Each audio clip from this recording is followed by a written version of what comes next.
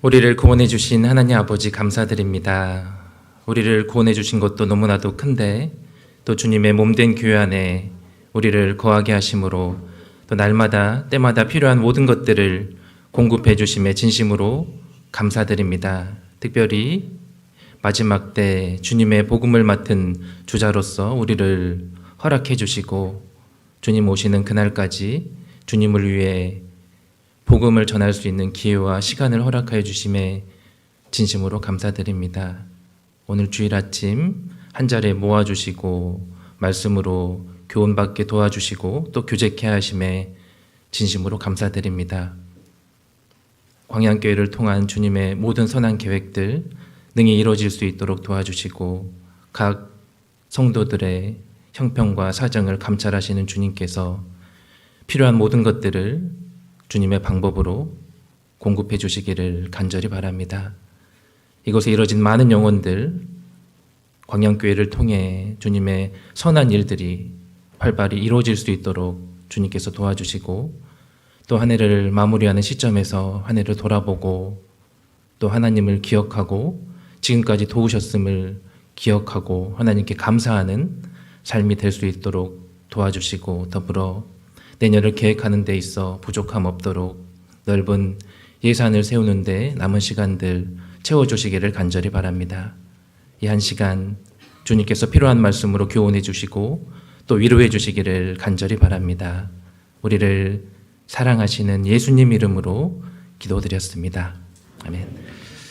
네, 시작하는 말씀 여호수아 14장 찾겠습니다.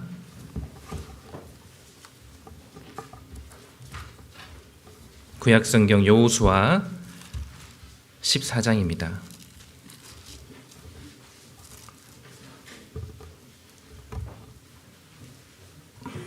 제 성경으로는 341페이지 근처에 있습니다.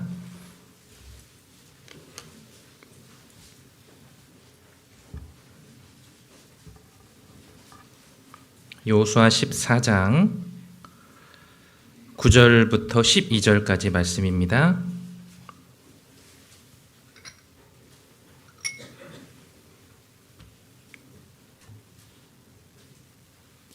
여호수아 14장 9절부터 12절까지 말씀 제가 천천히 읽겠습니다. 그날에 모세가 맹세하여 가로되 내가 나의 하나님 여호와를 온전히 좇았은즉 내 발로 밟는 땅은 영영이 너와 내 자손의 기업이 되리라 하였나이다. 이제 보소서 여호와께서 이 말씀을 모세에게 이르신 때로부터 이스라엘이 광야에 행한 이 45년 동안을 여호와께서 말씀하신 대로 나를 생존케 하셨나이다. 오늘날 내가 85세로되 모세가 나를 보내던 날과 같이 오늘날 오히려 강건하니 나의 힘이 그때나 이제나 일반이라. 싸움에나 출입에 감당할 수 있사온즉 그날에 여호와께서 말씀하신 이 산지를 내게 주소서. 당신도 그날에 들으셨거니와 그곳에는 아낙 사람이 있고 그 성읍들은 크고 견고할지라도 여호와께서 혹시 나와 함께 하시면 내가 필경 여호와의 말씀하신 대로 그들을 쫓아내리이다. 네, 여호수아 14장 9절부터 12절까지 말씀을 읽었습니다. 성경에는 참 많은 인물들이 등장하는 것 같습니다. 하나님께서 성경의 인물들을 기록해 놓으시고 그들의 삶과 어떠한 특정한 사건들을 기록해 두신 것은 분명한 우리에게 교훈을 위함이다라고 할 수 있습니다. 모든 성경은 하나님의 감동으로 된 것으로 교훈과 책망과 바르게 함과 하나님께서 교훈을 먼저 말씀하셨습니다. 성경의 많은 인물들을 하나님께서 기록해 두신 것은 분명한 우리의 교훈을 위함이다라고 할 수 있습니다. 그래서 오늘은 많은 인물들 중에 특별히 믿음의 거인으로 살았던 인물들이 있습니다. 그 인물들에 대해서 오늘 잠깐 같이 생각해보고 나누려고 합니다. 믿음의 거인으로 살았던 사람들이 성경에는 참 많이 있습니다. 그들의 공통점이 무엇일까요? 그들의 공통점. 그들은 사실 하나같이 그 마음에 하나님이 컸던 사람들입니다. 그 마음에 하나님의 컸던 사람들. 그 사람들을 우리는 신앙의 거인이라고 부릅니다. 그렇다면요, 어떤 사람을 거인이라고 할 수 있을까요? 다시 말해서 어떤 사람을 큰 사람이라고 할 수 있을까요? 먼저 우리가 보통 세상에서는요, 거인이라고 하면 몸집이 크고 신장이 장대한 사람을 우리가 거인이라고 부릅니다. 그런데 신앙의 거인은 어떤 사람을 말하는 걸까요? 신앙의 거인은 몸이 크고 신장이 장대해서 거인이 아니라 그 마음에 가장 큰 것을 품는 사람을 신앙의 거인이라고 부릅니다. 예를 들어 과거 우리나라 독립을 위해서요, 자기 목숨을 바쳐서까지 독립운동을 했던 독립운동가들이 있습니다. 그 사람들이 거인이었습니다. 왜냐하면 그들의 마음에 나라와 조국이 있었기 때문입니다. 이순신 장군에게는요, 그 마음에 나라와 백성이 있었습니다. 그래서 큰 사람이 됐습니다. 그런데 조금만 더 생각해 보면요, 나라와 국가보다 더 큰 것이 있습니다. 내 마음에 지구를 품고 우주를 품으면 더 큰 사람이 되는 겁니다. 그런데 우주보다 더 큰 창조주를 내 마음에 품으면 어떻게 될까요? 창조주를 품으면 가장 큰 사람이 될 수 있습니다. 창조주를 내 마음에 품는 것보다 더 큰 것을 내 마음에 품을 수 있을까요? 결국 그분의 성경, 말씀, 복음, 십자가, 또 영원한 세상을 마음에 품고 그것을 가장 가치 있게 크게 생각하는 사람들이 큰 사람이다라고 할 수 있습니다. 그런데 몸집은 크다 할지라도 작은 것을 마음에 품고 그것이 전부라고 생각하는 사람은 결국 작은 사람이 되는 겁니다. 돈이 전부인 양 자기 계획에, 자신의 취미 생활에, 자신의 모든 열정을 품고 사는 사람들은 결국 작은 사람이 되는 겁니다. 우리에게는 무엇보다 큰 것이 있습니다.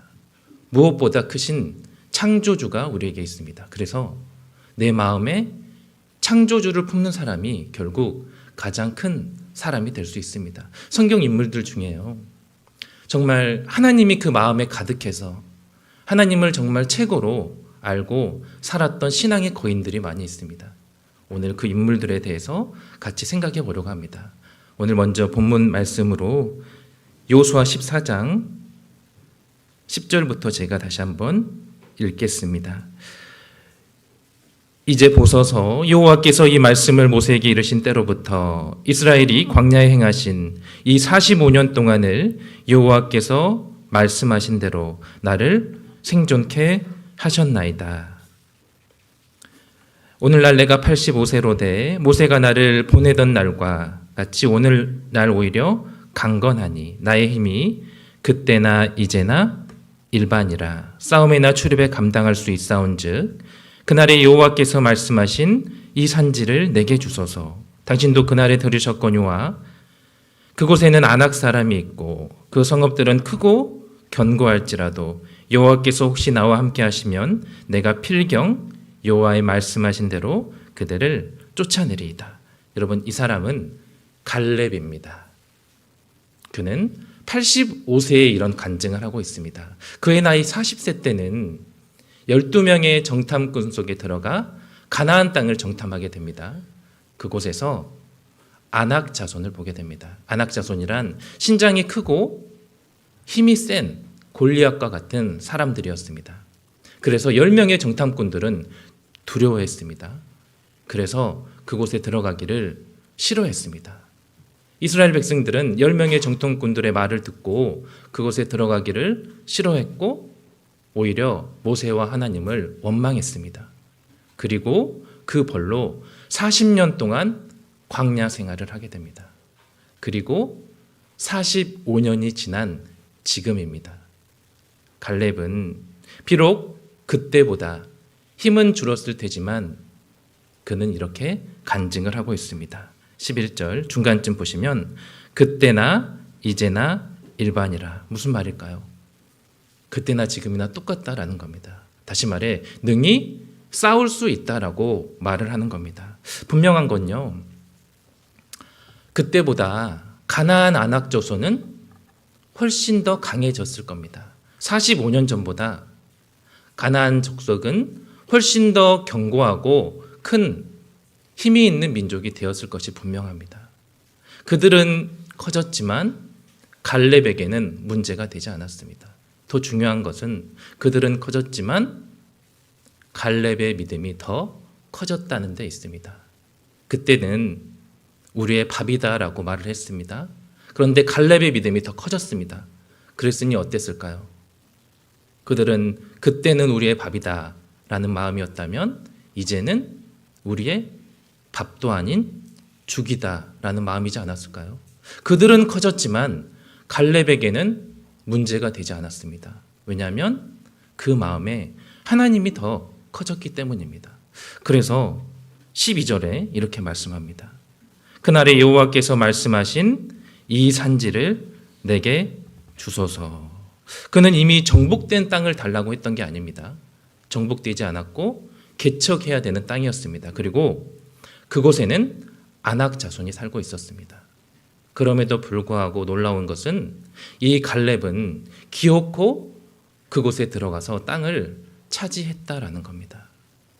그에게 있어서는 상황과 환경이 아무런 문제가 되지 않았습니다. 그 마음에 하나님이 커졌기 때문에 가나안 아낙 자손이 작아 보였다라고 할 수 있습니다.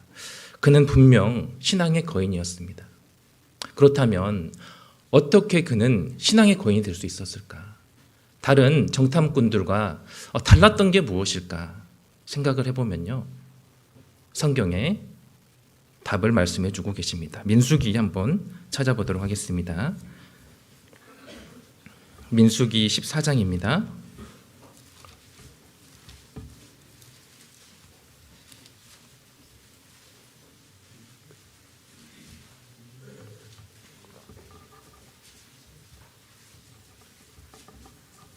구약성경 민수기 14장 24절 말씀입니다. 페이지로는 218페이지 근처에 있습니다.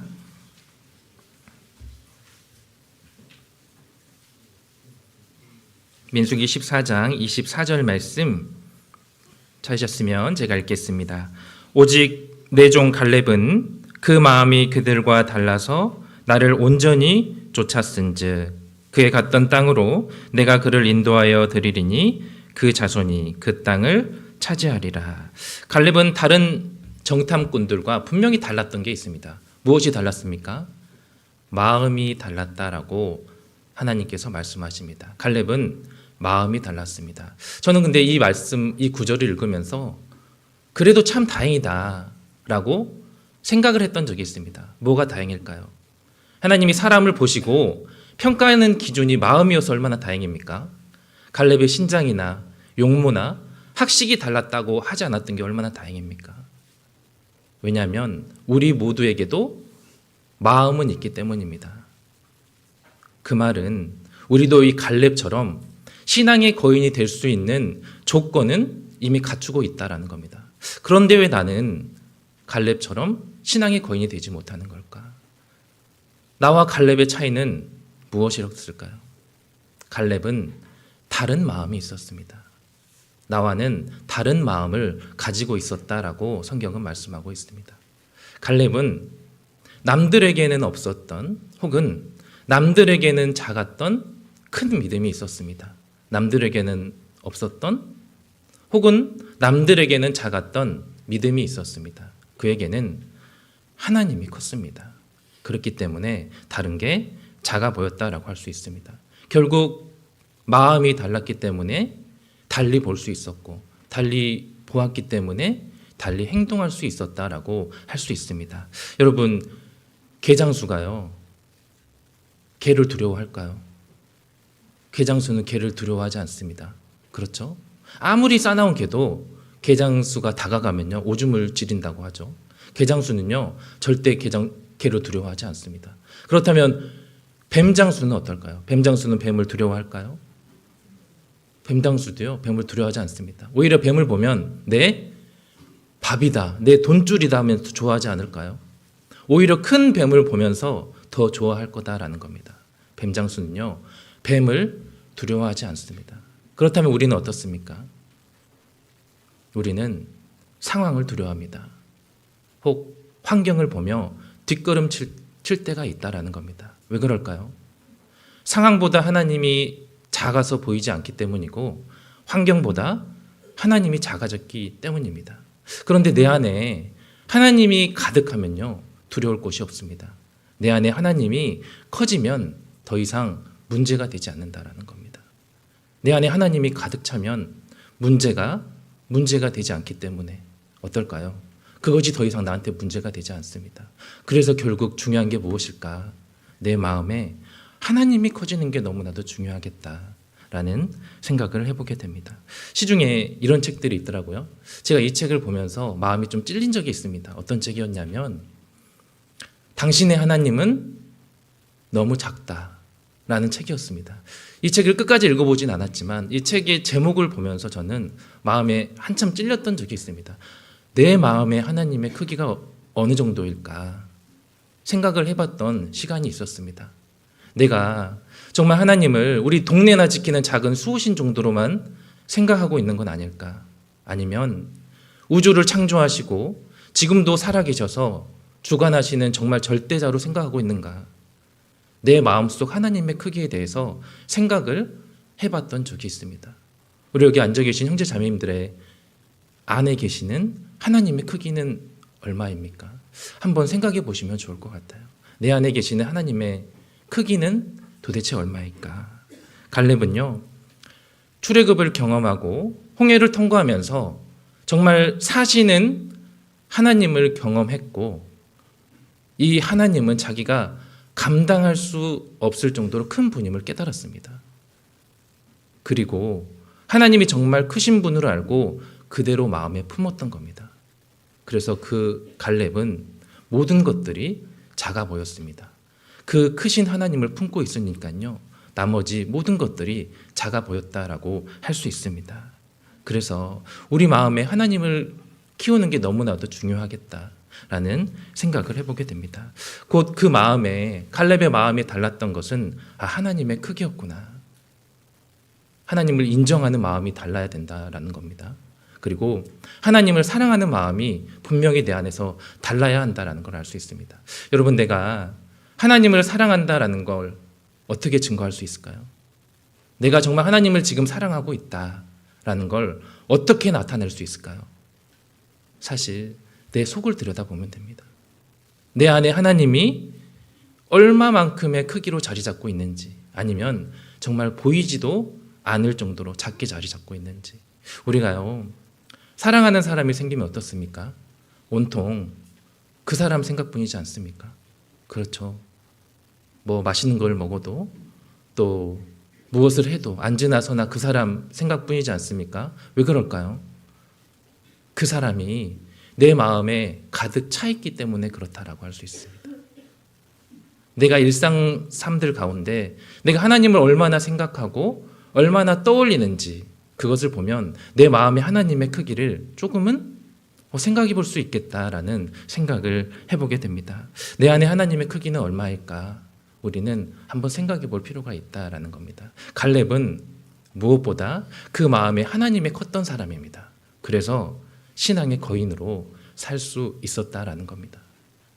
그 마음에 하나님의 크기가 또 남달랐던 사람이 있습니다. 그 사람은 다윗입니다. 우리 사무엘상 17장 한번 찾아보겠습니다. 사무엘상 17장입니다.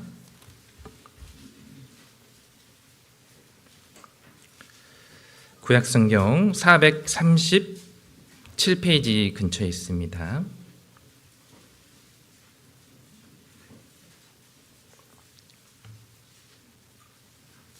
사무엘상 17장 33절로 37절 말씀입니다. 33절로 37절 말씀 제가 천천히 읽겠습니다. 사울이 다윗에게 이르되 내가 가서 저 블레셋 사람과 싸우기 능치 못하리니 너는 소년이요 그는 어려서부터 용사임이니라. 다윗이 사울에게 고하되 주의 종이 아비의 양을 지킬 때에 사자나 곰이 와서 양떼 양떼에서 새끼를 움키면 내가 따라가서 그것을 치고 그 입에서 새끼를 건져내었고 그것이 일어나 나를 해하고자 하면 내가 그 수염을 잡고 그것을 쳐 죽였나이다. 주의 종이 사자와 곰도 쳤은즉 사시는 하나님의 군대를 모욕한 이 할례 없는 블레셋 사람이리까 그가 그 짐승의 하나와 같이 되리이다. 또 가로되 여호와께서 나를 사자의 발톱과 곰의 발톱에서 건져내셨은즉 나를 이 블레셋 사람의 손에서도 건져내시리이다. 사울이 다윗에게 이르되 가라 여호와께서 너와 함께 계시기를 원하노라. 이스라엘이 블레셋 거인과 대치하고 있는 상황이었습니다. 잘 아시는 내용이죠. 다윗은 아버지의 심부름을 따라 형들의 안위를 확인하고자 그곳에 갔다가 하나님과 하나님의 군대를 모욕하는 이 골리앗을 보게 됩니다. 그리고 자신이 하나님을 모욕하는 그 골리앗을 죽이겠다라고 자신 있게 말하면서 덧붙인 내용이 바로 금방 읽었던 말씀이다라고 할 수 있습니다. 지난날 다윗이 양을 칠 때요. 사자나 곰이 양 새끼를 물어가면 그것을 쫓아가서 죽이고 그 입에서 양 새끼를 건져내었던 일들을 고백합니다. 그리고 이 골리앗도 그 짐승의 하나와 같이 되리이다라고 말씀하고 있습니다. 지금은 이스라엘 모든 백성이 떨고 있는 상황입니다. 기백 있고 용기 있는 용사들마저도 어쩔 줄 모르고 발을 동동 구르고 있는 상황이다라는 겁니다. 그런데 어린 아이였던 이 다윗은 홀로 이 골리앗을 죽이겠다라고 자신 있게 말합니다. 그가 그 짐승의 하나와 같이 되리이다. 어떻게 이런 말을 할 수 있었을까? 여러분 생각해 보시면요. 사자나 곰이 연약한 초식 동물은 아니지 않습니까? 그렇죠. 육식 동물 중에서도 가장 강하고 무서운 맹수다라고 할 수 있습니다. 그런데 어릴 때 사자나 곰을 그렇게 생각하고 쫓아간 것도 사실 너무나도 대단한데 이 골리앗마저도 자기가 한때 죽였던 그 짐승의 하나와 같이 될 거다라고 말을 하고 있다라는 겁니다. 도대체 어떻게 그렇게 보고 행동할 수 있었을까 생각해 보면요. 다윗도 분명히 뭔가 달랐던 게 있다라는 겁니다. 무엇이 달랐을까요? 그 마음에요. 하나님의 크기가 달랐습니다. 하나님을 정말 큰 분으로 알았기 때문에 이 골리앗을 작은 존재로 알았다라는 겁니다. 그래서요. 이 다윗은 골리앗 앞에 나갈 때 그의 손에 칼이 없었습니다. 17장 한번 50절 한번 보겠습니다. 17장 50절 다윗이 같이 물매와 돌로 블레셋 사람을 이기고 그를 쳐 죽였으나 자기 손에는 칼이 없었더라. 다윗이 골리앗을 두려워했다면 그를 대적하기 위해 분명히 무기를 가지고 나갔을 겁니다. 그런데 그의 손에는 칼이 없었습니다. 이 골리앗을 마치 작은 파리와 같은 미물로 생각했기 때문에 그의 손에는 칼이 없었다라는 겁니다. 여러분 우리가 파리 한 마리 잡으러 가면서 칼 들고 가진 않지 않습니까? 그렇죠. 다윗은 이 골리앗을 정말 작게 생각했습니다. 그 마음이 하나님이 컸기 때문에 골리앗을 작게 볼 수 있었습니다. 그렇다면 다윗이 들고 있었던 무기는 무엇일까요? 다윗은 어떤 무기를 들고 있었을까요? 45절 보겠습니다. 45절 다윗이 블레셋 사람에게 이르되 너는 칼과 창과 단창으로 내게 오거니와 이후절은 같이 읽겠습니다. 나는 만군의 여호와의 이름 곧 내가 모욕하는 이스라엘 군대의 하나님의 이름으로 내게 가노라. 다윗의 무기는 하나님의 이름, 유일하신 창조주 하나님 그분이었습니다. 사실 문맷돌을 들고 나갔지만 물맷돌을 의지하지는 않았습니다. 하나님을 의지했다라는 겁니다. 결국 그가 들고 나갔던 무기는 믿음이라는 무기를 들고 나갔구나. 하나님에 대한 믿음을 들고 나갔다라는 것을 알 수 있습니다. 결국 다윗의 마음에 하나님이 컸기 때문에 이 골리앗을 작게 볼 수 있었구나. 그도 분명 신앙의 거인이었다라는 것을 우리는 분명히 알 수 있습니다. 그렇다면요, 여인으로서 신앙의 거인은 없을까요? 떠오르는 인물 혹시 있으십니까? 여인으로서 어떤 사람이 신앙의 거인이었을까? 한 사람을 소개해 드리겠습니다. 사사기 한번 4장 보겠습니다. 앞으로 몇 장 넘기시면 사사기가 있습니다. 사사기 4장.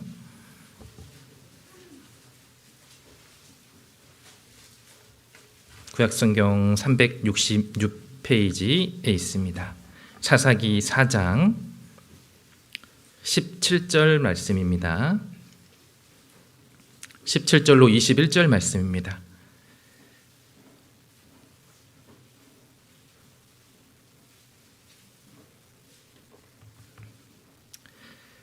(17절로 21절) 말씀을 제가 천천히 읽겠습니다. 시스라가 도보로 도망하여 겐 사람 헤벨의 아내 야엘의 장막에 이르렀으니 하솔 왕 야빈은 겐 사람 헤벨의 집과 화평에 있음이라. 야엘이 나가 시스라를 영접하며 그에게 말하되 나의 주여 들어오소서, 내게로 들어오시고 두려워하지 마소서 하매 그 장막에 들어가니 야엘이 이불로 덮으니라. 시스라가 그에게 말하되 청하노니 내게 물을 조금 마시오라. 내가 목이 마르도다 하매 접 부대를 열어 그에게 마시우고 그를 덮으니 그가 또 가로되 장막문에 섰다가 만일 사람이 와서 내게 묻기를 여기 어떤 사람이 있느냐 하거든 너는 없다 하라 하고 그가 곤비하여 깊이 잠든지라. 헤벨의 아내 야엘이 장막 말뚝을 취하고 손에 방망이를 들고 그에게로 가만히 가서 말뚝을 그 살적에 박음에 말뚝이 꿰틀고 땅에 박히니 시스라가 기절하여 죽으니라. 네. 아시는 것처럼 사사시대의 이스라엘 특징은 불순종의 반복이다라고 할 수 있습니다. 그래서 사사기 1장에 보면요, 하나님께서 또라는 단어를 기록하시면서 이들의 불순종을 고발하고 있고, 사사기 6장 1절에서도 또라는 단어를 통해서 그들의 불순종을 지속적으로 기록하고 계신다라고 할 수 있습니다. 그들의 삶은 불순종의 연속이었습니다. 그렇기 때문에 그들의 삶 또한 고통과 어려움의 연속이었다라고 할 수 있습니다. 이 사사시대 이스라엘 백성들은 하나님께 불순종을 했기 때문에 긴 고통의 악순환 속에 살았습니다. 그런데 참 놀라운 건 이스라엘 백성들이요, 그렇게 불순종을 하고 고통을 받을 때면, 고통 가운데 신음하고 하나님께 부르짖을 때면 놀랍게도 하나님은 그들을 외면치 않으시고 항상 사사를 통해 그들을 구원케 하셨다라는 것을 우리는 알 수 있습니다. 이 사사기 4장도 사실 이스라엘의 불순종함으로 가나안 왕 하솔 왕 야빈이라는 사람을 통해 20년 동안 그들을 압제케 하나님께서 허락하셨습니다. 20년 동안 그들이 압제당했으니까 얼마나 고통스러웠을까요? 그들이 고통 가운데 하나님께 부르짖자요, 하나님이 그 소리를 들으시고 그들을 사사를 통해 구원코자 하셨습니다. 사사기 4장은 시스라 사사였던 드보라를 통해 하나님께서 그들을 구원케 하셨던 내용들을 기록하고 있습니다. 그런데 오늘 조금 소개해드릴 인물은 사사였던 여선지자 드보라가 아니라요, 장막에 거하며 말뚝에 익숙했던 이 야엘이라는 여자입니다. 야엘이라는 여자 조금 익숙치 않을 수도 있습니다. 그런데 그 여인의 삶을 보면요, 그는 분명 신앙의 거인이었구나 라는 것을 우리는 분명히 알 수 있습니다. 그들이 삶 가운데 불순종하자 하나님께서 20년 동안 그들을 압제케 허락하셨습니다. 그런데 그들이 하나님께 부르짖고 하나님이 그들을 구원코자 계획을 하셨을 때 그토록 가나안 왕 앞에 약했던 이 이스라엘 민족이 그들을 무찌릅니다. 그들은 사실 철병거가 900승이나 있었던 너무나도 강력한 군대였습니다. 그랬기 때문에 20년 동안 그들을 압제케 됐었거든요. 그런데 그들을 구원하고자 하셨을 때 그들을 전쟁에서 철병거 900승을 다 무찌릅니다. 물론 하나님께서 그들 앞서 행하심으로 그 전쟁을 승리케 하셨습니다. 적의 군대 장관이었던 이 시스라라는 사람이 있습니다. 전쟁터에서 죽지 않고요, 도망치게 됩니다. 그런데 도망쳤는데 평소에 알고 지냈던 이 야엘이라는 여인의 집에 들어가게 됩니다.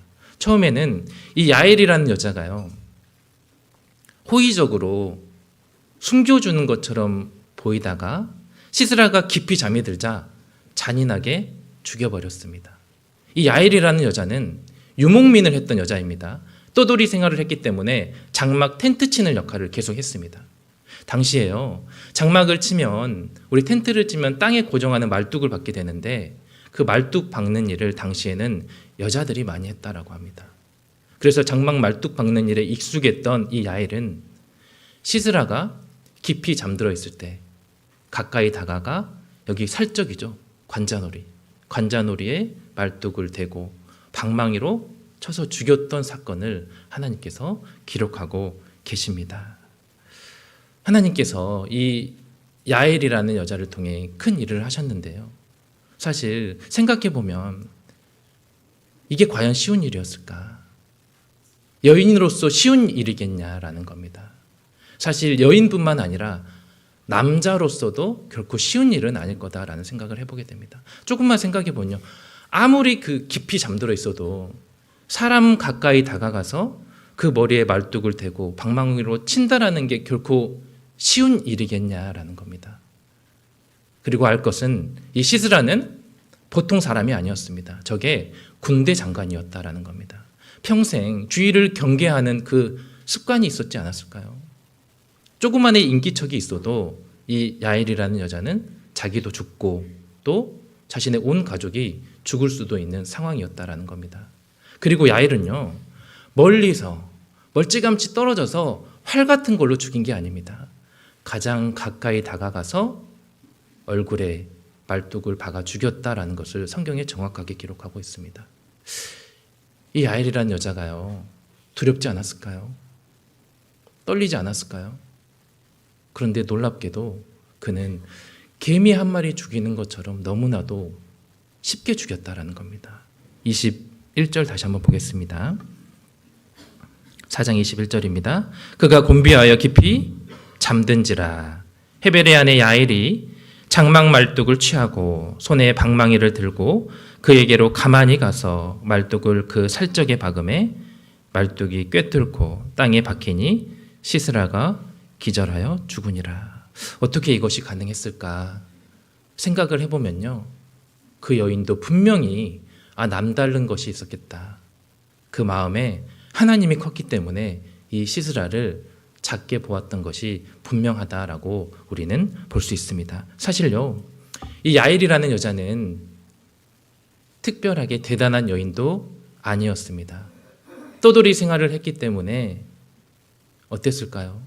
들판을 돌아다니다 보면 피부는 검게 그을렸을 것이고 장막 말뚝을 했기 때문에 손은 험하게 다쳤을 수도 있고 굳은 살로 박혀 있었을 수도 있겠습니다.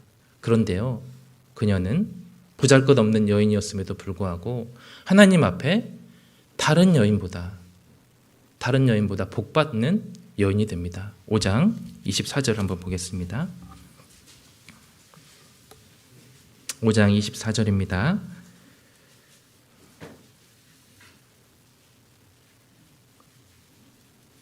같이 한번 읽겠습니다. 겐 사람 헤벨의 아내 야엘은 다른 여인보다 복을 받을 것이니 장막에 거한 여인보다 더욱 받을 것이로다. 그럼요, 이 하나님께 복을 받았던 여인 야엘, 그가 가지고 있었던 재능이나 달란트가 무엇이었을까요? 하나님 앞에 쓰임 받았고 하나님 앞에 크게 복 받은 여인입니다. 그렇죠. 그런데 이 야엘이 가지고 있었던 달란트나 재능 같은 게 무엇이었을까 생각해 보면요, 그냥 말뚝 잘 박는 일이었습니다. 그것은 자신이 유목민으로서 살면서 그냥 자연스럽게 얻게 된 기술이었고 재능이었다라고 할 수 있습니다. 그런데 그 재능마저도 하나님의 손에 붙들려니까 너무나도 귀하고 큰 일에 사용되었다는 것을 우리는 분명히 알 수 있습니다. 그래서 내가 구원받고 나서요, 우리는 구원받고 나서 세상 가운데 특별한 재능이나 달란트를 굳이 사모할 필요가 없겠구나. 내가 가진 것이 비록 작을지라도 하나님께 들려지면 어떻게 되죠? 분명히 달라진다라는 겁니다. 내 삶 가운데 굳이 남들과 비교해서요, 내 달란트를, 특별한 달란트를 사모하거나 바랄 필요가 없다라는 겁니다. 하나님이 나에게 주어진 재능과 달란트, 비록 작을지라도 하나님께 드려지기만 한다면 귀하게 쓰임받을 수 있다는 겁니다. 그래서 무엇보다 무엇이 중요할까? 내가 가진 것의 크기가 중요할까? 아니다라는 겁니다. 비록 작은 것일지라도 그것이 하나님께 드려지느냐, 드려지지 않느냐의 여부가 더 중요할 거다라는 생각을 해보게 됩니다. 이 사사삼갈은요, 소 모는 막대기로 600명을 죽였습니다. 사사삼소는 나귀 턱뼈로 수천 명을 죽였다라는 겁니다. 5천 명을 먹였던 이 오병이어의 사건, 그 시작점은요, 아이가 드려진 작은 도시락이었다라는 것을 우리는 분명히 알 수 있습니다. 다윗이 골리앗을 쓰러뜨릴 때요, 다윗이 골리앗을 쓰러뜨릴 때 자기가 사용했던 기술은 사실 뛰어난 창검술이 아니었습니다. 남들 보기에 뛰어난 재주가 아닌 물맷돌이었다라는 겁니다. 그래서 사울이 자신의 옷을 벗어주고 다윗에게 입고 나가라고 했을 때요, 다윗은 이렇게 말을 합니다. 내가 익숙치 못함으로 입고 가지 못하겠나이다. 그런데 이 물맷돌은 자기가 양을 치면서 익숙했던 겁니다.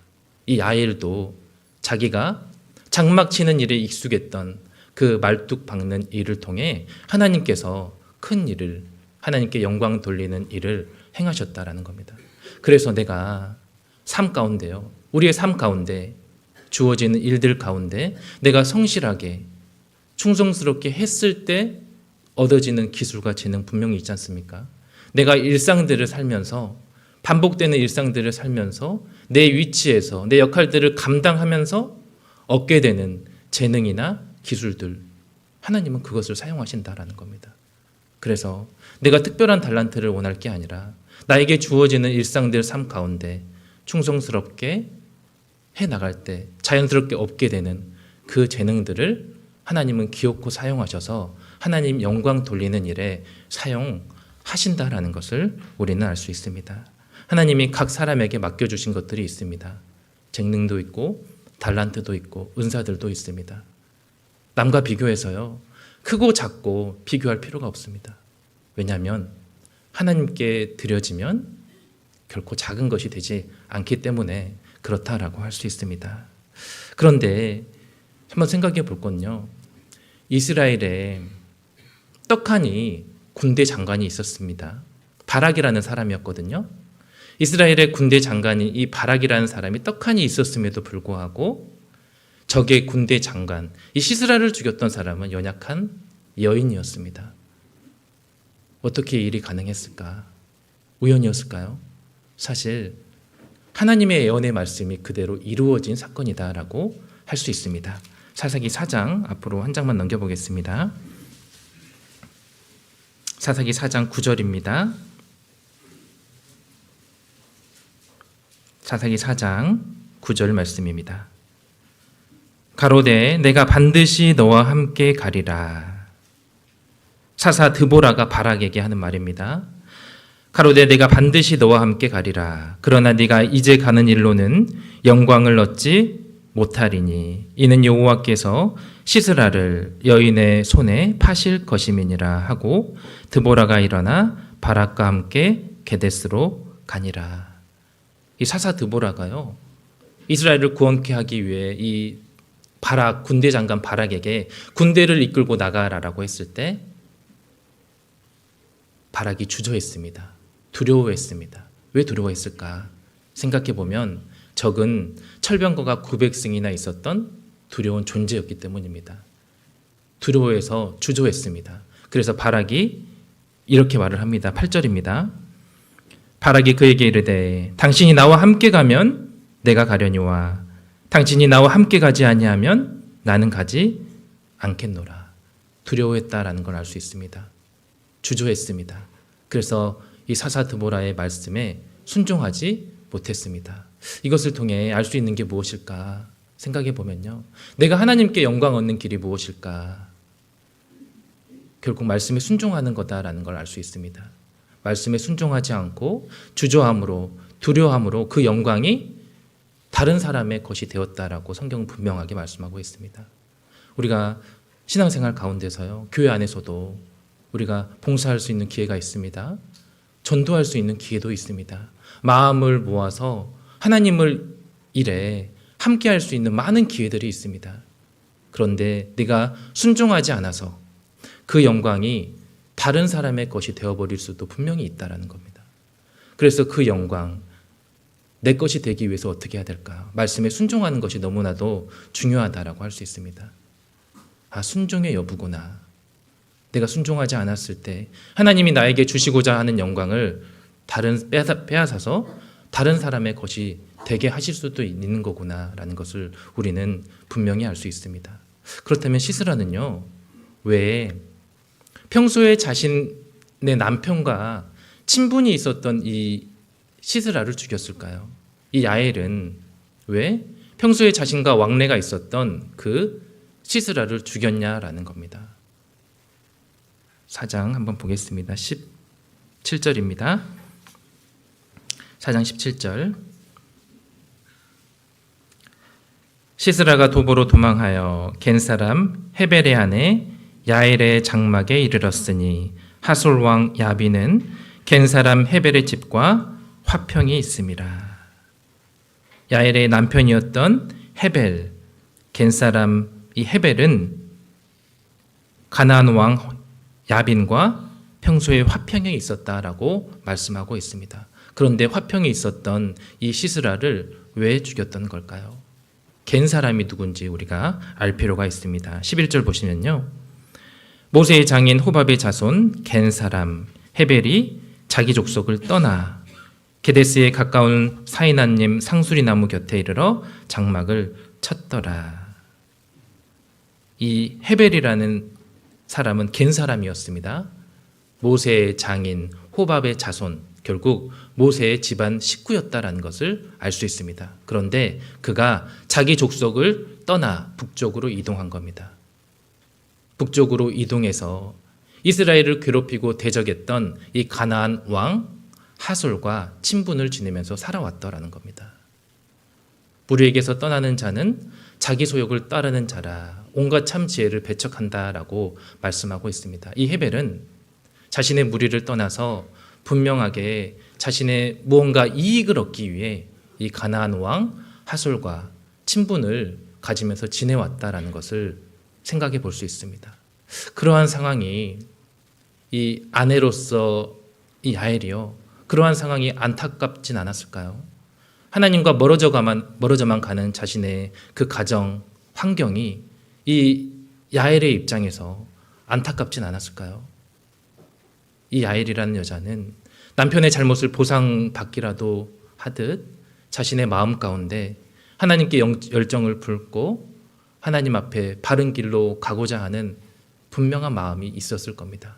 그렇기 때문에 시스라를 자기 집으로 하나님께서 보내셨다라는 것을 분명히 알 수 있습니다. 남편은 하나님과 멀리 떠나 살아왔습니다. 그러나 자신만큼은 하나님께 옳은 길로 가기 위한 분명한 합당한 마음이 있었기 때문에 시스라를 야엘의 집에 보냈을 것임이 분명하다라고 할 수 있습니다. 이 군대 장관이었던 시스라가요, 괜히 야엘의 집에 들어가서 죽은 게 아닐 거다라는 겁니다. 하나님이 그렇게 엮으셨다라는 거죠. 그렇다면 이 헤벨의 아내였던 이 야엘이요, 이 헤벨의 남편이 된 게 축복이었을까요? 저주였을까요? 하나님과 멀리 떠나만 살았던 이 20년 동안 하나님과 멀리 떠나 오히려 이스라엘을 대적했던 그 가나안 왕과 친하게 지냈던 이 헤벨의 아내가 된 게 축복이었을까요? 저주였을까요? 하나님 앞에 사실 그것도 축복이었다라고 말을 하고 있는 겁니다. 5장 24절 다시 한번 보겠습니다.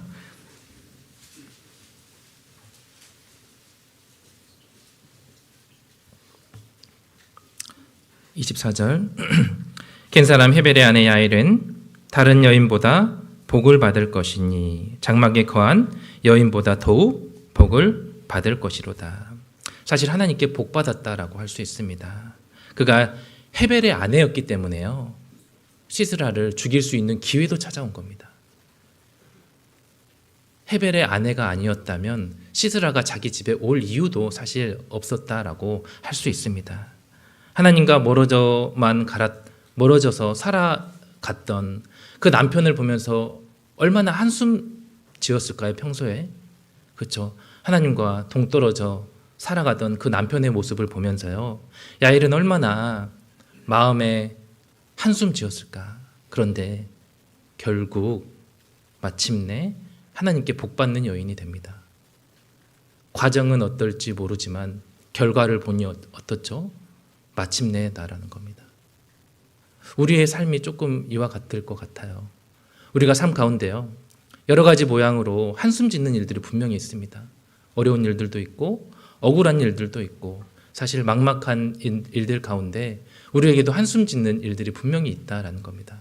그런데 그 모든 과정이 사실 하나님 앞에 복받는 길이 됐다라고 한다면 사실 하나님 앞에 지금도 축복이다라는 겁니다. 그래서 내가 지금 현재 느끼고 있는, 내가 지금 현재 보고 있는 것이 전부는 아니다라는 겁니다. 그것이 앞으로 나한테 마침내 어떻게 돌아올 것인가, 그것이 더 중요하다라는 겁니다. 결국 그것이 나한테 어떻게 돌아올 것인가, 그것이 우리의 삶의 기준이 되어야 된다라고 할 수 있습니다. 이스라엘 백성을 광야로 이끄신 목적이 무엇이었죠? 하나님이 이스라엘 백성들을요, 물도 없고 가라고 뱀과 정갈이 있는 그곳에 40년 동안 돌게 하셨지 않습니까? 그 이유가 무엇이었죠? 너를 낮추시며 시험하사 마침내 너에게 복을 주려 하심이다 라고 말씀하고 있습니다. 그래서요, 내가 삶 가운데 현재 내가 울고 있느냐 웃고 있느냐가 사실 중요한 게 아닙니다. 그렇지 않습니까? 내가 지금 웃고 있느냐 울고 있느냐가 중요하지 않다라는 겁니다. 마침내 내가 웃을 수 있느냐, 그게 더 중요하다라고 할 수 있습니다. 끝에 가서 웃을 수 있는 사람이 진정한 승리자가 된다는 겁니다. 이 야엘이라는 여자는요, 끝에 가서 웃을 수 있는 사람이었습니다. 끝에 가서 어느 누구보다 하나님 앞에 복받는 여인이 되었다라고 할 수 있습니다. 근데 더 놀라운 건요, 이 야엘이라는 여자는 이스라엘의 12지파에도 속하지 않은 여인이었다라는 겁니다. 그런데 그가 하나님과 하나님의 대적하는 자 사이의 전쟁임을 알고 적극적으로 참여했다라는 것을 알 수 있습니다. 그래서 하나님께 복받는 여인이 됩니다. 그런데 사실 이 전쟁에요, 참여하지 않은 지파들도 분명히 있었습니다.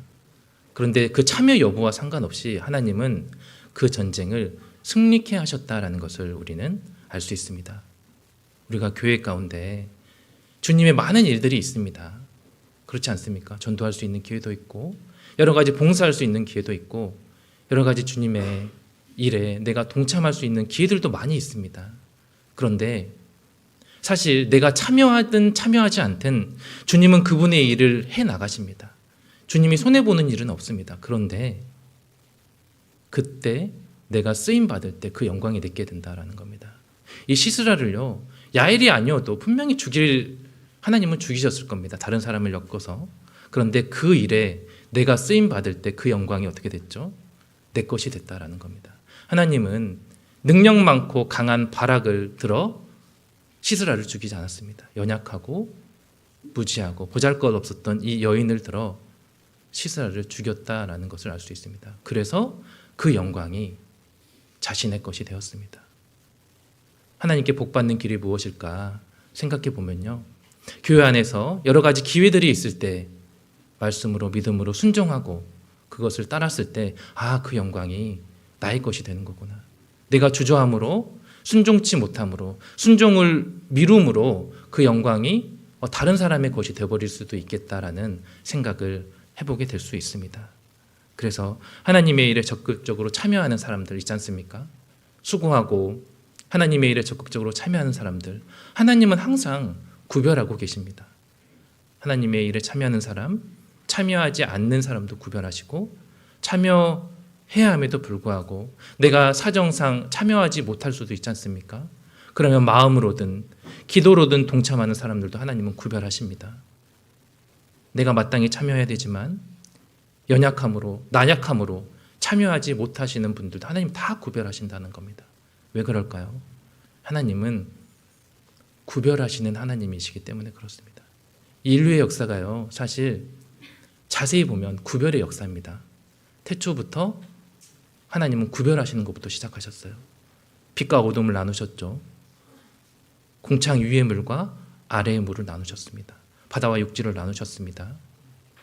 세상 그 많은 죄인들 가운데 노아를 구별하셨습니다. 열국 중에 아브라함을 불러내셨습니다. 그 모든 세계 중에, 모든 세계의 나라 중에 이스라엘을 특별히 구별하셨다는 겁니다.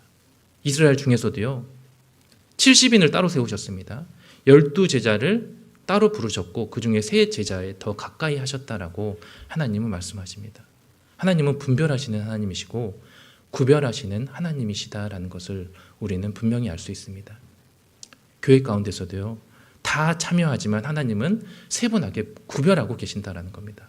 로마서 16장에 보면요, 사도 바울이 문안 인사를 할 때 이렇게 말을 합니다. 주 안에서 수고한 자가 분명히 있을 수 있죠. 그런데 주 안에서 많이 수고한 자, 주 안에서 많이 수고하고 사랑한 자, 또 자기 목이라도 내놓을 수 있는 자, 하나님은 세분화하시고 구체적으로 구별하시는 하나님이다라는 것을 분명히 알 수 있습니다. 그래서 우리가 어떻게 해야 될까? 주님의 일에 참여할 때 우리가 당연히 주님의 일을 참여하되 더욱 열심을 갖고 열정을 갖고 참여하는 게 맞겠다. 결국은 하나님 앞에 다 나뉘어지는 거구나.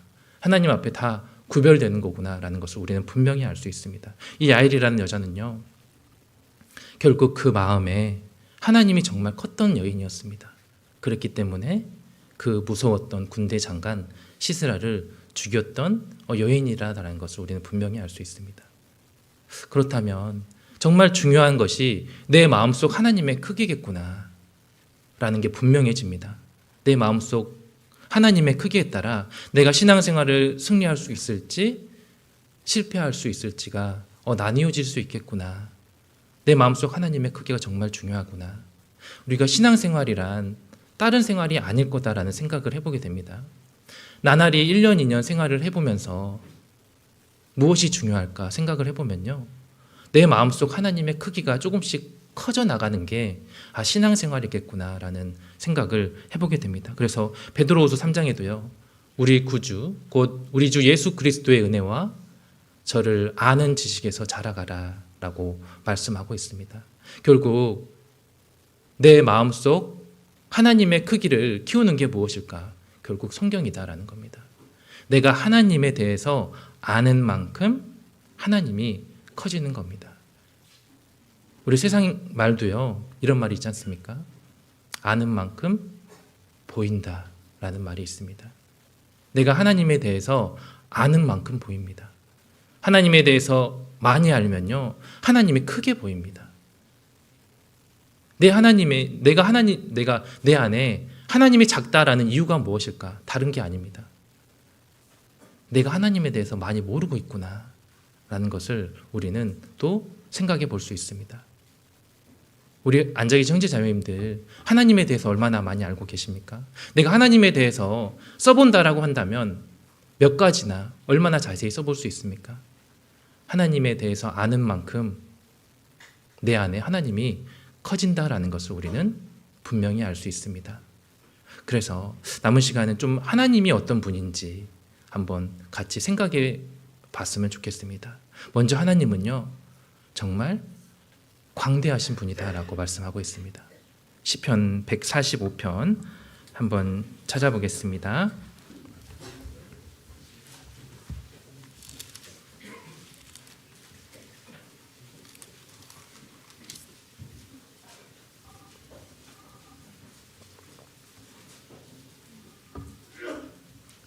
구약성경 906페이지 근처에 있습니다. 시편 145편 3절 말씀입니다.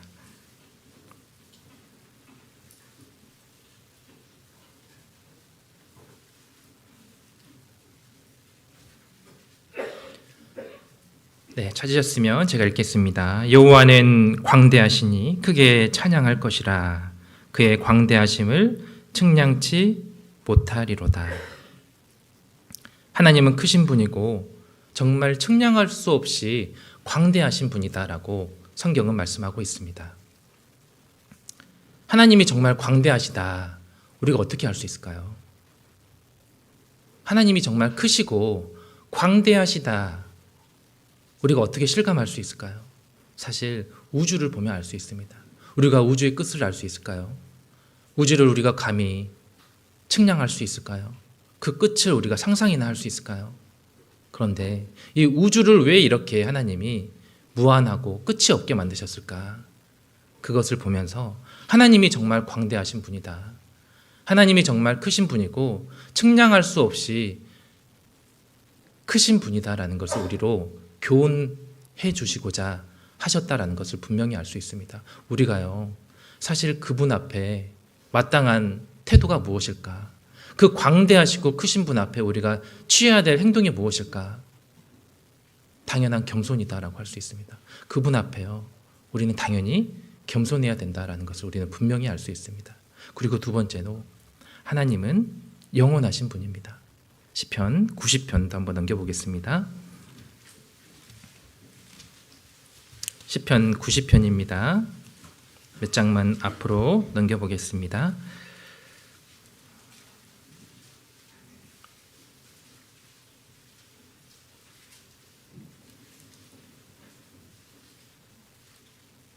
시편 90편 2절 말씀입니다.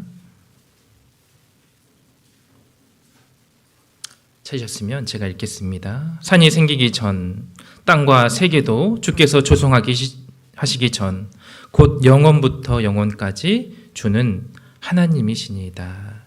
하나님은 시작도 끝도 없으신 분이고 사실 시간과 공간의 제약 없이 과거, 현재, 미래를 모두 아우르실 수 있는 분입니다. 하나님은 태초부터 계셨고 앞으로도 영원히 계실 분이시다라는 것을 우리는 분명히 알 수 있습니다. 우리 하나님의 이름이 뭐죠? 하나님의 이름은 여호와입니다. 여호와의 이름의 뜻이 무엇이죠? 스스로 계시는 자다라는 뜻을 가지고 있습니다. 그분의 이름만 봐도요, 그분은 그전부터 계셨고 앞으로 영원히 계실 분이다라는 것을 우리는 충분히 알 수 있습니다. 그런데 하나님이 영원하시다는 거 우리와 무슨 상관이 있을까요? 하나님이 영원하시죠? 영원히 계시는 분입니다. 하나님이 영원하신 것과 나와 무슨 상관이 있을까? 생각을 해보면요, 사실 너무나도 감사한 일입니다. 왜일까요? 하나님이 영원하시기 때문에 우리의 구원도 어떻죠? 너무나도 안전하고 완전하다라고 할 수 있습니다. 우리의 구원은 하나님 편에서 죄가 영원히 용서된 영원한 속죄입니다. 하나님 편에서 더 이상 기억지 않는 영원한 속죄다라는 겁니다. 죄를 용서해 주시는 분이 유한한 삶을 살고 제한된 삶을 산다면요, 사실 영원한 속죄라는 건 처음부터 불가능하다라고 할 수 있습니다. 결국 하나님이 영원하시기 때문에 우리의 구원도 안전하고 완전할 수 있겠구나. 사실요, 하나님이 영원하신 분이기 때문에 감사가 되는 일입니다. 우리 편에서요, 우리의 구원도 영원하고 완전한 구원이 될 수 있기 때문에 그렇다라고 할 수 있습니다. 그리고 세 번째, 하나님은요, 모든 것을 아시는 분이다라고 성경에서 말씀하고 있습니다. 시편 147편도 한번 찾아보겠습니다. 시편 147편입니다.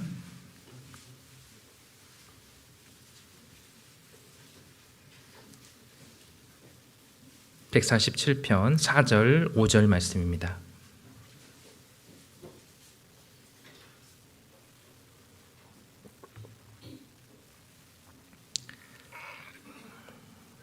찾으셨으면 제가 4절 5절 말씀 읽겠습니다. 저가 별의 수요를 계수하시고 저희를 다 이름대로 부르시는도다. 우리 주는 광대하시며 능력이 많으시며 그 지혜가 무궁하도다. 하나님은 모든 것을 아시는 분이다 라고 말씀하시면서 별의 계수를, 수요를 계수하시고 저희를 다 그 이름대로 부르신다라고 말씀하고 있습니다. 우리가 별의 숫자를 셀 수 있을까요? 별의 숫자가요, 바다의 모래만큼 많다라고 말씀하고 있습니다. 우리는 별의 수를 셀 수 없습니다. 그런데 하나님은 별의 수를 셀 뿐더러 각각의 이름까지 부르고 계신다라는 것을 우리는 분명히 알 수 있습니다. 하나님은 모든 것을 아시는 분입니다. 그래서 에레미야 29장에도요, 나는 아는 자요 라고 말씀하고 있습니다. 하나님은 모든 것을 아시는 분입니다. 지금까지 일어났던 모든 일들, 그리고 앞으로 일어날 수 있는 모든 일들도 아시고, 하나님 편에서는요, 새로운 것이 전혀 없습니다. 모든 것을 아시기 때문에 모든 것을 즉각적으로 그리고 직접적으로 다 아시는 분이다라고 성경은 말씀하고 있습니다.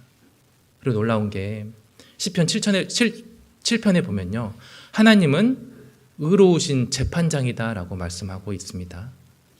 이 재판이요, 의롭고 공평하고 공정하려면 무엇이 가장 중요할까요? 재판이 공정하고 공평하고 의로우려면요, 사실 모든 것을 속속히 알아야 됩니다. 모든 것을 알아야 의로운 재판이 될 수 있습니다. 세상에서는 그 사건의 진위를 다 파악하지 못하기 때문에요, 사실 어쩔 때는 공정하지 못하고 공평하지 못한 재판이 이루어질 때가 있습니다. 오히려 피해 가족들이 더 억울한 상황들이 충분히 있다라는 겁니다. 그런데 하나님은 다 아시는 분입니다. 그렇기 때문에 의로운 재판장도 되실 수 있는 분이다라고 성경에서 말씀하고 있습니다. 하나님은 다 아시는 분입니다. 그리고 네 번째로 하나님은 능력이 많으신 분이다라고 말씀하고 있습니다. 그런데 여기서 오해하지 말아야 될 게요, 능력이 많다라는 개념이 사람보다 조금 더 능력이 많다라는 개념이 아닙니다. 하나님은 능력 자체가 되신다라고 말씀하고 있습니다. 다시 말해서 못하시는 것이 없는 분이다라는 겁니다. 이스라엘이 이 광야 생활을 하면서요, 하나님께 불평을 했습니다. 모세와 하나님을 원망을 했는데 물이 없다, 고기가 없다라고 원망을 했습니다. 고기가 없다라고 원망을 했을 때 이 하나님이요, 너희들에게 고기를 먹여주겠다라고 하시는 겁니다. 이 모세는 이해가 되지 않았습니다. 물도 없고 아무것도 없는 이 광야에서 고기를 먹이시겠다니 도저히 이해가 안 됐습니다. 그도 그럴 것이요, 하루를 먹이겠다라는 게 아니었습니다.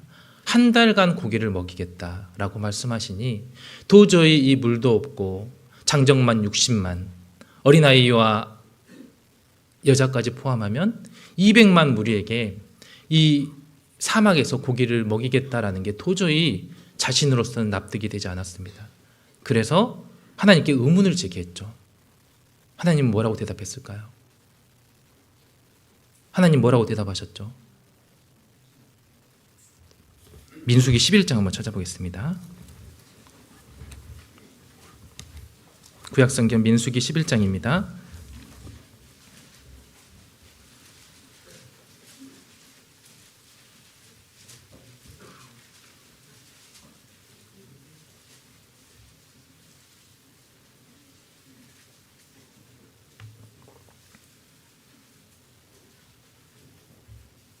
민수기 11장 21절부터 23절 말씀입니다. 민수기 11장 21절로 23절 말씀입니다. 모세가 가로되 나와 함께 있는 이 백성의 보행자가 60만 명이온데 주의 말씀이 1개월간 고기를 주어 먹게 하시겠다 하시오니 그들을 위하여 양떼와 소떼를 잡은들 조카오며 바다의 모든 고기를 모은들 조카오리까. 여호와께서 모세에게 이르시되, 같이 읽겠습니다. 여호와의 손이 짧아졌느냐? 내가 이제 이 말로 내게 응하는 여부를 보리라.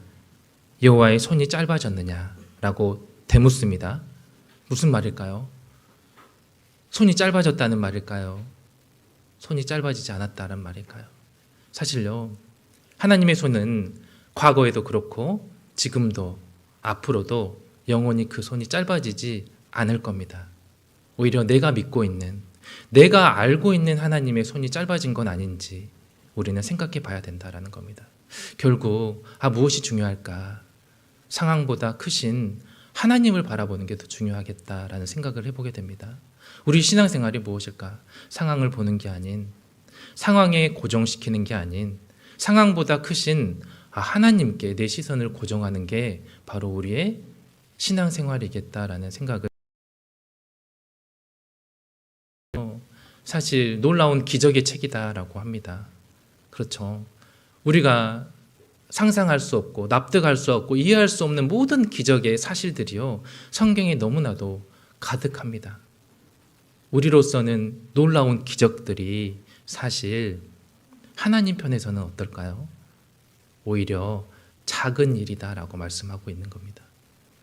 태초의 천지창조 사건, 그리고 출애굽 사건, 홍해 사건, 여리고성 함락 사건, 광야에서 만나와 외출하기를 먹였던 사건, 이스라엘의 독립 등 사실 우리로서는 도저히 이해되지 않은 그 모든 기적들이 하나님 앞에서는 사실 지극히 작은 일이었다라고 성경은 말씀하고 있습니다. 그래서 열왕기하 3장에 보면요, 이것은 여호와의 보시기에 오히려 작은 일이라 라고 말씀하고 있습니다. 하나님은요, 정말 전능하신 분이구나, 하나님은 능력이 많으신 분이구나 라는 것을 우리는 분명히 알 수 있습니다. 몇 가지만 살펴봤는데요, 하나님에 대해서 우리가 더욱더 알고 더욱더 알아갈 때 내 마음에 하나님이 커질 수 있습니다. 결국 내 마음에 하나님의 크기에 따라 나의 말과 행동이 분명히 달라질 수 있다는 것을 우리는 분명히 알 수 있습니다. 가나안을 정탐했던 12명의 정탐꾼들 중에요, 이 10명의 지파들은, 10명의 각종의 지파들은 그 가나안 아낙 자손을 보고 어떻게 말을 했습니까? 스스로 메뚜기와 같다라고 비하했습니다. 그들은 그렇게 말을 했습니다. 그런데 여호수아와 갈렙은 어떻게 말했죠? 하나님이 함께 하시면 그들은 우리의 밥이다라고 오히려 하나님을 높이고 있습니다. 내 마음속 하나님의 크기에 따라요, 나의 말과 행동이 분명히 달라진다라는 걸 알 수 있습니다. 결국 무엇이 중요할까? 하나님이 내 안에 커지는 게 너무나도 중요하겠다라는 생각을 해보게 됩니다. 내 안에 하나님이 커지려면 결국 내가 하나님에 대해서 정말 많이 알아야 된다라는 겁니다. 내가 하나님에 대해서 많이 알 때 하나님이 내 안에서 커집니다. 그리고 내가 내 안에 커질 때 하나님을 선명하게 볼 수 있습니다. 그런데 더 중요한 게 무엇일까? 하나님을 아는 것보다 더 중요한 게 무엇일까? 생각해 보면요, 하나님을 정확하게 아는 게 더 중요하더라고요. 그렇지 않으면 오해할 수 있습니다. 어떤 한 학생이 시험 기간에, 시험 기간이면 당연히 시험 공부를 해야 되지 않습니까? 그런데 시험 공부는 하지 않고 열심히 기도만 하는 겁니다. 왜 기도만 할까 생각했더니 이 학생은 어떤 말씀을 흘낏 들었습니다. 의인의 기도를 들으시는 하나님이라고 생각하고 시험 기간에 공부는 안 하고요, 열심히 기도만 했습니다. 그런데 시험지를 받는 그 당일날 순간 어땠을까요? 아는 문제가 하나도 없었습니다. 그래서 이 학생은요, 고민을 하다가 답안지, 그 시험지에 크게 이렇게 썼다고 합니다. 뭐라고 썼냐면, 하나님은 다 아십니다 라고 썼어요. 그랬더니 며칠 뒤에 시험지에 답안지가 달려와서 왔습니다. 뭐라고 왔을까요? 하나님은 100점, 너는 빵점.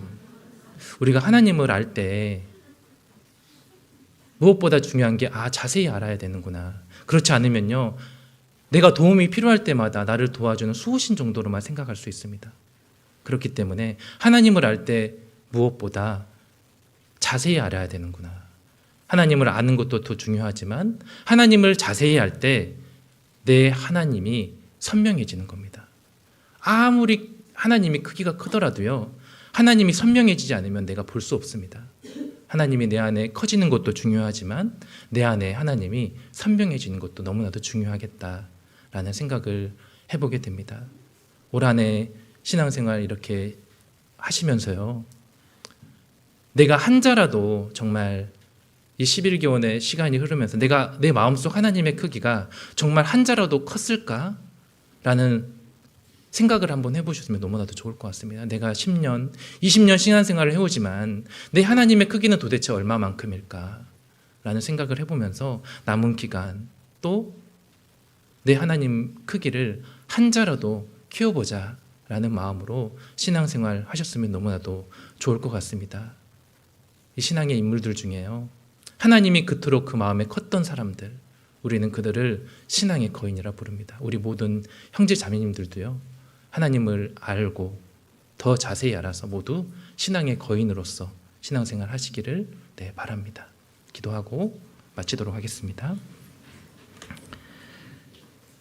사랑이 많으신 하나님 아버지, 감사합니다. 우리를 구원해 주시고 또 주님의 몸된 교회 안에 우리를 거하게 하심으로 또 필요한 모든 것들을 공급해 주심에 진심으로 감사드립니다. 오늘 주일 아침 또 필요한 말씀으로 또 위로해 주시고 또 한 해를 돌아봄으로 주님께 영광 돌리고 감사하는 날들로 주님께서 채워주시기를 바랍니다. 무엇보다 이 광양교회를 통한 주님의 모든 선한 계획들이 능히 이루어질 수 있도록 우리 형제 자매님들을 사용케 하여 주시기를 또한 간절히 바랍니다.